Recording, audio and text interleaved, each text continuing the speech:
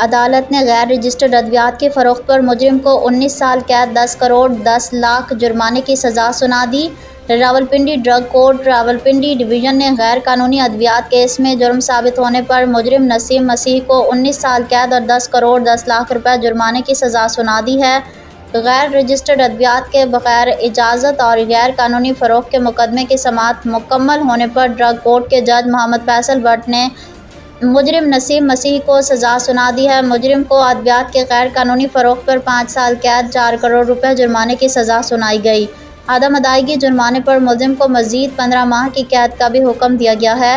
قبضے میں لی گئی ممنوعہ ادویات کی فروخت پر ملزم کو 2 سال قید 5 لاکھ جرمانے کی سزا کا حکم دیا گیا ہے۔ عدم ادائیگی جرمانے پر ملزم کو مزید 3 ماہ قید کاٹنا ہوگی۔ ڈرگ ایکٹ سیکشن 28(1) کے تحت ملزم کو 10 سال قید 6 کروڑ روپے جرمانے کی سزا کا حکم دیا گیا ہے۔ عدم ادائیگی جرمانے کی صورت میں ملزم کو مزید 2 سال قید کاٹنا ہوگی۔ مزید برآں ڈرگ ایکٹ سیکشن 3 کے تحت ملزم کو 2 سال قید 5 لاکھ روپے جرمانے کی سزا کا حکم دیا گیا ہے۔ عدم ادائیگی جرمانے پر ملزم کو مزید 3 ماہ قید کاٹنا ہوگی۔